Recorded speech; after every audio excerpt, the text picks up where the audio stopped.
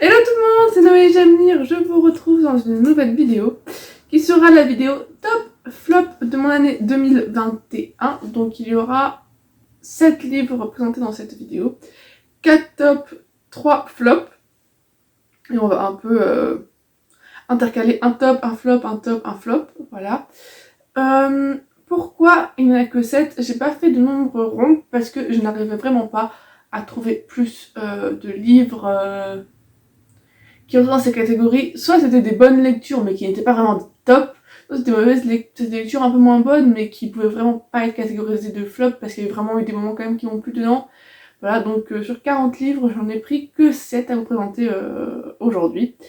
On va commencer tout de suite avec le premier top de l'année. Donc le premier top, ça va être une saga, parce que c'est une saga de manga, donc ça regroupe beaucoup. C'est la série Bright Story de Kaoru Mori aux éditions Kiun. Donc si je regarde en bas, c'est qu'à mon PC, parce que c'est plus simple de tout écrire, parce que je connais pas toutes les maisons d'édition, etc. C'est un peu compliqué, voilà.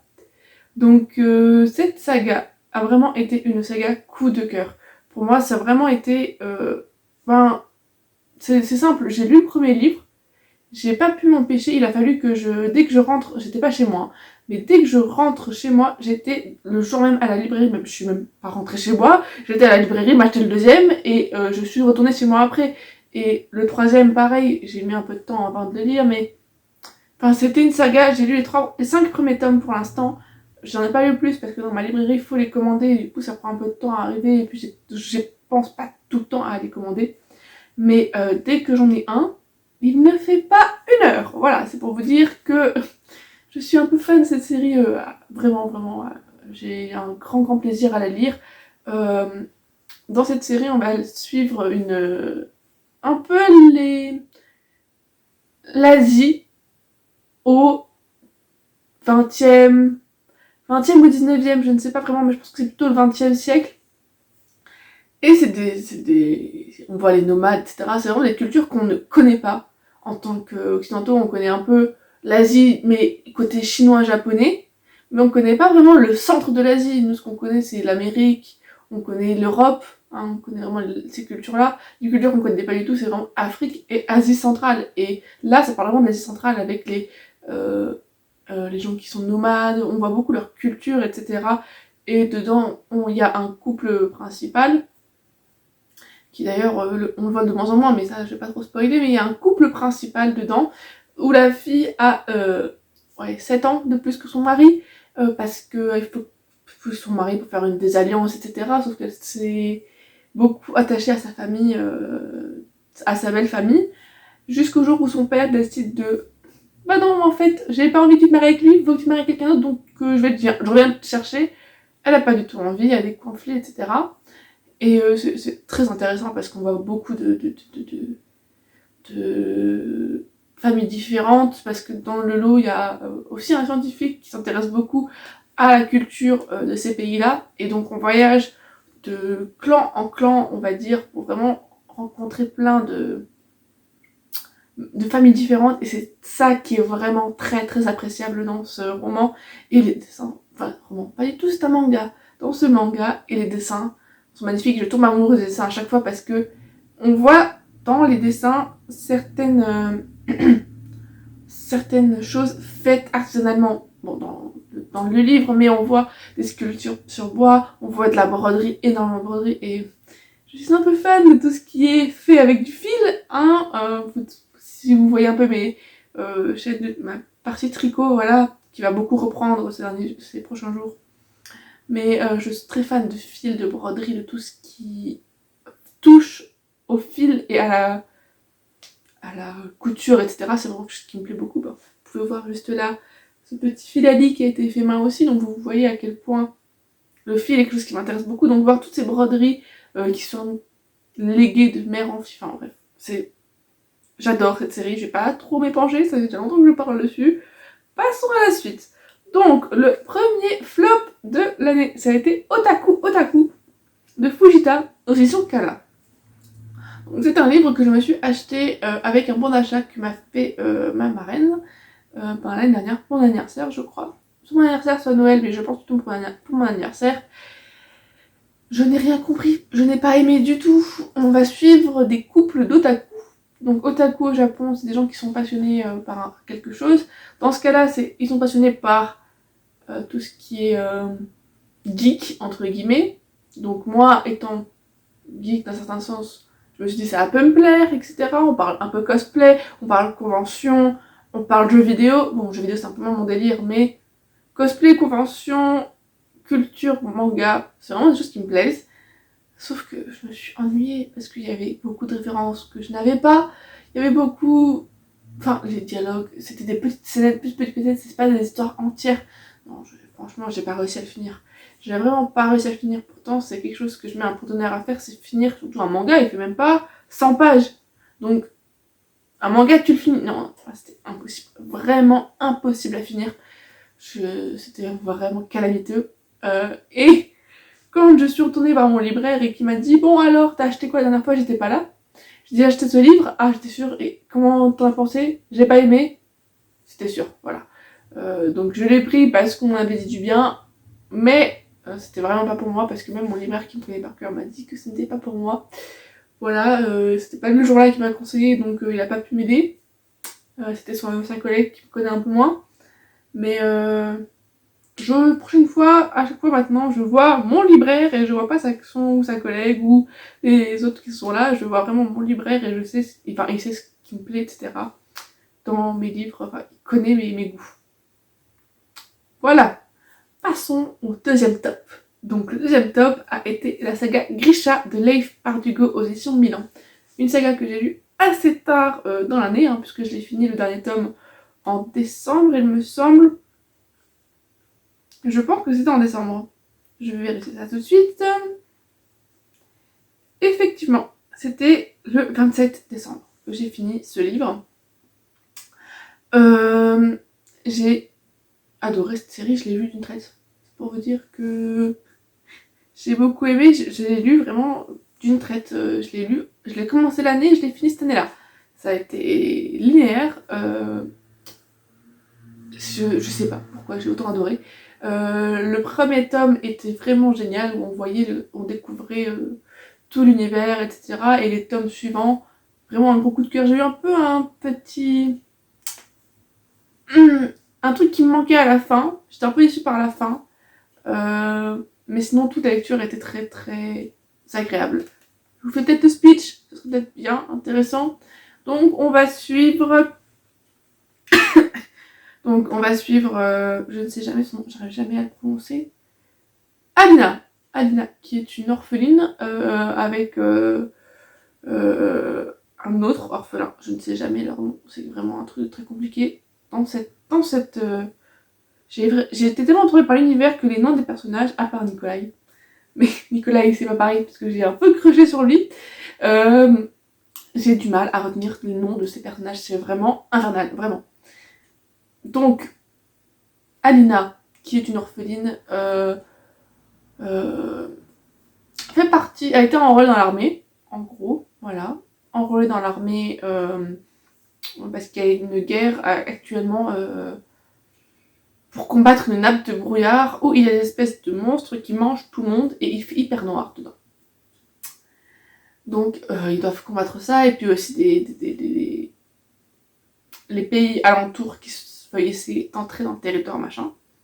Donc il y a une guerre et Alina est enrôlée en tant que cartomancienne. Non, pas cartomancienne, tant quelqu'un qui fait des cartes. Cartographe, je crois que c'est le terme. Je perds un peu la boule, j'ai un peu les termes qui s'envolent. Donc cartographe, je crois. En tant que cartographe, elle a été enrôlée pour ça.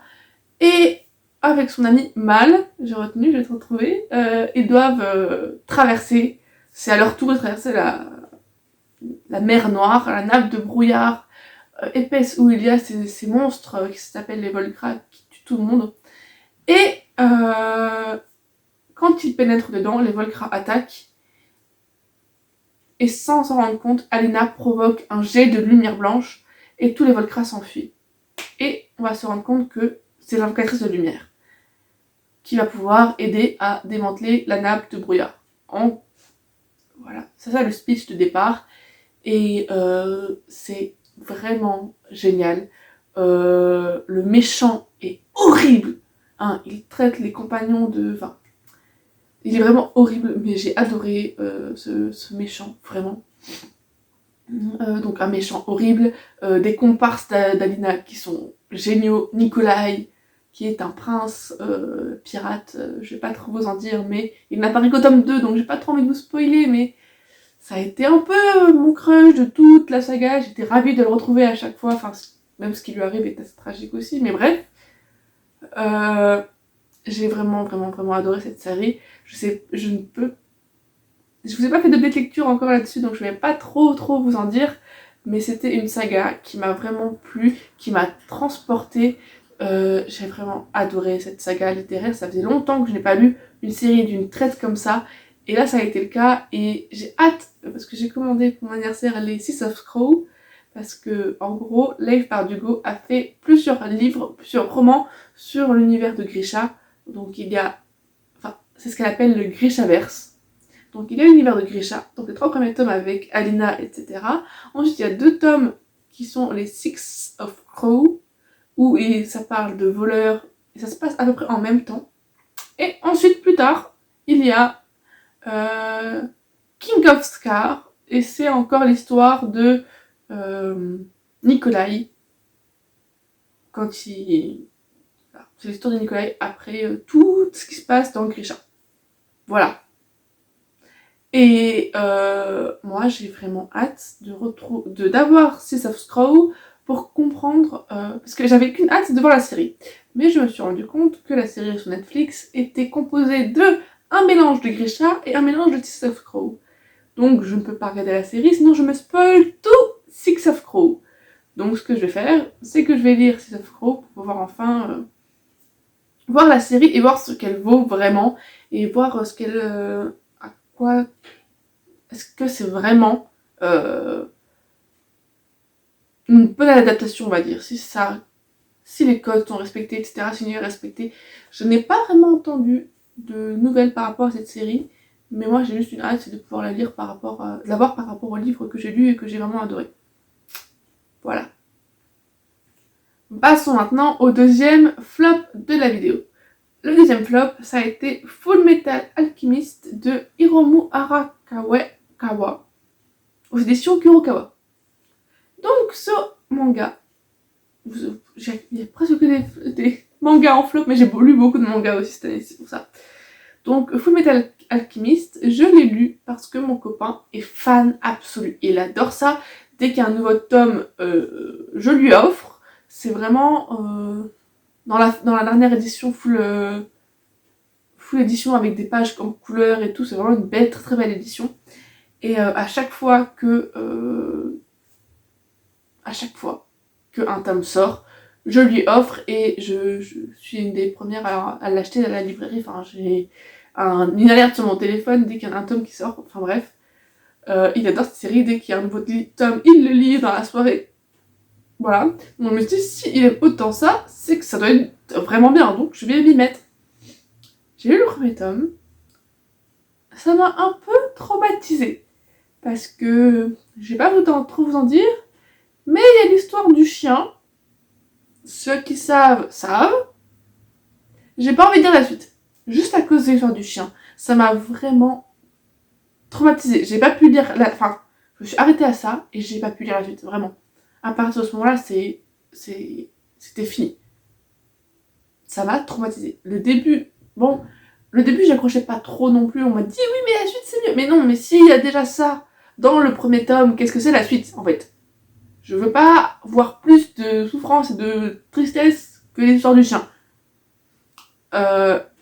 Franchement, non, c'était beaucoup trop dur à... Enfin, c'était vraiment assez atroce pour moi, cette image de... Elle me revient en tête des fois dans mes cauchemars. Non, mais c'était vraiment assez choquant pour moi. Donc j'ai pas envie du tout de voir la suite. Vraiment. Je vous fais quand même le speech de base. C'est 2 frères qui utilisent de la chimie et dont la mère est morte. Ils voulaient la refaire vivre. Sauf qu'il y en a un qui a perdu toute son enveloppe corporelle et qui a été transféré dans une armure. Et l'autre qui a perdu 1 ou 2 membres. Je ne suis pas sûre. Voilà. Et maintenant, ce qu'ils cherchent à faire, c'est redonner un corps aux jeunes frères. Voilà. L'histoire de base. Mais dans le premier tome, il y a un truc dans une ville qui se passe, et moi, ça m'a vaccinée. J'ai plus envie de lire ce... Ah non, c'est bon, ça m'a un peu traumatisée, voilà, on va dire ça, et j'ai plus du tout eu envie de lire ce livre du tout. Ensuite, passons au troisième top. Donc le troisième top, il s'agit de Elle, de Kit Toussaint et Aveline Stockard aux éditions Le Lombard. Ce livre est une BD, hein, comme vous pouvez le voir, qui va raconter l'histoire de Elle, qui a plusieurs personnalités. Et c'est une maladie psychologique qui est appelée le TDI. Et je fais des études de psychologie, pour ceux qui ne le savent pas. C'est une maladie qui m'intéresse énormément. Je trouve cette maladie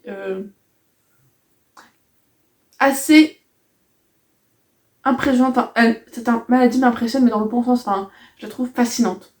Et de voir qu'il y a des livres qui sortent sur ce sujet, entre guillemets, parce que voilà, c'est vraiment le début, on survole un peu tout ce qui est le TDI, avec, on voit chaque personnage dans son inner world, pour ceux qui connaissent, on voit les différentes apparitions des différents personnages, je trouve vraiment, c'est bien fait, c'est très enfantin pour un premier tome, parce qu'un deuxième arrive en avril, là, c'est très enfantin pour un premier tome, j'en suis consciente, connaissant la maladie, connaissant des gens qui ont cette maladie, etc. Étudiant même d'un niveau psychologique et d'un niveau professionnel, même si je suis encore en études, je lis beaucoup d'articles sur ce sujet, je me renseigne énormément, je regarde des chaînes de personnes qui ont cette maladie. C'est vraiment une maladie auquel je me renseigne énormément parce que je la trouve fascinante et horrible d'un autre point, mais de voir une BD qui sort sur ce sujet, j'ai trouvé ça génial. Je l'ai lu aussi en 10 minutes, bien entendu, mais c'est une BD qui est utile dans ma vie en fait parce que ça me permet de faire comprendre aux gens que les gens atteints de cette maladie ne sont pas fous, ne sont pas dangereux. Parce que si vous avez vu cette BD, c'est vraiment... Elle change de personnalité très rapidement et sans danger. Enfin, il n'y a pas de danger envers les autres personnes. C'est pas un personnage dangereux, c'est une lycéenne qui vit sa vie de lycéenne. Point. Et elle change de personnalité quand il y a des choses qui la choquent ou des choses qui sont...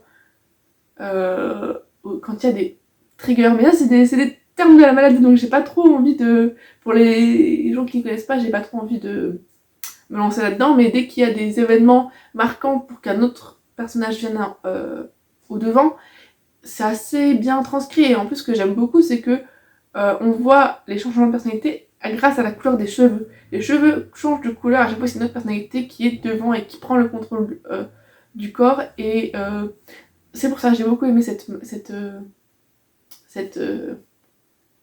BD, et je l'ai fait lire à quelqu'un de concerné par la maladie pour savoir ce que cette personne en pensait, et elle m'a dit que pour elle c'était très enfantin mais que c'était quand même représentatif, entre guillemets, de la généralité de la maladie, et j'espère être bien surprise, avoir une bonne surprise pour le deuxième tome qui sort en avril. Passons enfin au dernier flop de cette vidéo. Dernier flop qui est Luxe Obsidienne de Jennifer L. Armand Trout aux éditions J'ai lu. Si vous me suivez, vous savez que je n'ai pas du tout aimé ce livre. Pas du tout aimé, mais... non, c'est pas que j'ai pas aimé, c'est que j'ai aimé le détester. Voilà. J'ai adoré détester ce livre parce que on y suit un couple qui se cherche tout le long du livre. Mais tout le long, un homme toujours torse nu, continuellement torse nu, qui n'aime pas sa voisine. Non. Je vous raconte je vous fais quand même un résumé du livre avant de vous dire ce que j'en ai pensé. Résumé étant qu'une fille, dont j'ai oublié le nom parce que je l'ai lu en mai, donc ça date, débarque dans une nouvelle ville. Dans cette ville, elle a des voisins qui sont deux jeunes gens de à peu près son âge, une fille et un garçon, qui sont jumeaux je crois, je ne suis pas sûre, mais soit ils sont jumeaux, soit ils sont à la même âge. Je sais pas, mais je crois qu'ils sont jumeaux, je suis même presque sûre qu'ils sont jumeaux. Et ils sont jumeaux, et j'ai perdu mon fil. Elle elle va se lier d'amitié avec la fille et, comme vous vous en doutez, tombe amoureuse du garçon, sauf que ces personnages ne sont pas des humains comme les autres. En fait, ce ne sont pas vraiment des humains, ce sont des créatures qui sont étranges. Je ne vais pas vous dire quel genre de créature c'est, mais ce n'est pas le genre de créature que j'aime apprécier dans mes romans. Hein, moi, il y a 2 sortes de créatures que j'apprécie énormément. 3, mais ça, non. J'étais pas du tout habituée à ce genre de créature et ça a été trop inhabituel pour moi pour le coup, en fait. Voilà. C'est pour ça que, bon, je trouvais le style de magie un peu bizarre. Enfin, je comprenais pas trop le global autour de ces créatures fantastiques. Donc c'était un peu étrange. Et d'autant plus que le couple principal m'a agacée tout du long. C'est ah oui, mais je suis amoureux, je sais que tu m'aimes, alors que non, moi je ne t'aime pas. Et si je sais que tu m'aimes, je resterai avec toi tout le temps. En fait, je t'aime, mais moi je t'aime pas. Voilà. Tout le long du roman qui fait combien de pages juste pour rire? Je vous dis ça tout de suite. 378 pages. Donc pendant 378 pages, presque 400, 2 personnages qui se chamaillent et on ne sait toujours pas s'ils vont se mettre ensemble ou pas. Ils se chamaillent pendant 400 pages continuellement. Et ça peut paraître paradoxal, mais du coup j'ai quand même envie de savoir en lisant la suite. Même si je sais que je vais pas aimer. Mais j'ai une envie malsaine de lire la suite pour savoir ce qui se passe au final. Je pense que je suis un peu maso parce que je n'ai pas du tout aimé, ça m'a agacé tout du long.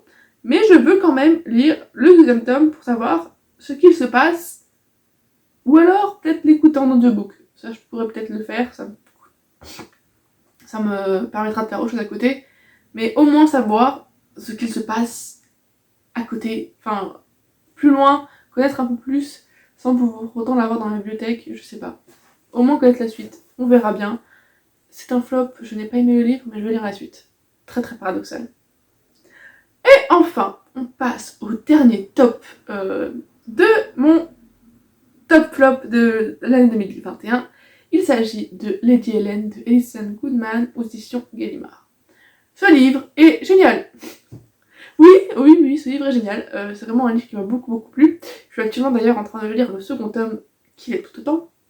On va suivre Lady Helen qui est une débutante à Londres au 19e siècle, qui se présente donc à la reine, et elle va se rendre compte que ce n'est pas une débutante comme les autres. Non mais c'est toujours comme ça. Elle vit sa vie jusqu'à ce moment où elle se rende compte que ce n'est pas une débutante comme les autres, ce n'est pas une fille comme les autres, puisque grâce à une miniature de sa mère, elle voit des choses assez étranges chez d'autres personnages. Et elle va se rendre compte qu'elle fait partie des vigilants et qu'elle va devoir aider la ville et aider le club des mauvais jours à se débarrasser des abuseurs, qui sont les méchants, et qui habitent dans certains humains. Voilà, c'est un peu du parasitisme chelou, mais bref, c'est très bien. Et dedans, on a une espèce de... Oui, il y en a aussi un triangle amoureux, mais qui est bien fait et que j'aime beaucoup. Et on a l'éducation de Lady Helen, toujours au 19e siècle, qui est l'une de mes périodes historiques préférées, avec les robes, avec... En plus, ça se passe à Londres. J'adore Londres au 19e siècle. Je n'ai pas vécu à Londres au 19e siècle, mais j'adore ça. En ne serait-ce que... C'est un peu Bridgerton, voilà. Et j'adore cette ambiance un peu Bridgerton. Avec les robes, avec tout ce qui est autour de ça. J'adore beaucoup. Et on va suivre un peu... dans ce premier tome, on va apprendre avec Lady Helen tout ce qui est autour du club des mauvais jours. On va comprendre tout l'univers et on va comprendre les méchants, comment ils sont formés, qu'est-ce qui se passe, enfin les différentes catégories de méchants. Et c'était hyper intéressant. Et dans le 2e tome que je suis en train de lire, on a vraiment l'apprentissage de Lady Helen pour devenir une vigilante. Voilà. Le premier tome, c'est vraiment un dilemme. Du coup, je spoil un petit peu, je suis désolée. Mais est-ce que c'est vraiment du spoil? Je sais pas vraiment. Mais donc dans le premier tome, on a vraiment le dilemme de Lady Helen, est-ce qu'elle va devenir vigilante ou pas? Et dans le 2e, on a un peu son apprentissage, mais on sait toujours pas si c'est concret ou pas, pour une certaine raison, dont je ne vous dirai pas, parce que Elle s'entraîne, mais elle a quand même un doute par rapport à cet entraînement-là, etc. Par rapport à un autre personnage. C'est très flou, mais j'ai adoré cette série. Enfin, cette série, ce premier tome, puisque je n'ai pas fini la série. Et c'est une trilogie, donc il y a 3 livres. Donc je suis en train de lire le second. Le troisième n'est pas encore dans ma page, mais voilà. Voilà, cette vidéo est assez longue, je suis désolée, mais je m'épanche beaucoup sur les livres que j'aime et que je déteste. J'aime beaucoup m'épancher en ce moment. Je vous fais de gros bisous et je vous dis à bientôt. Ciao!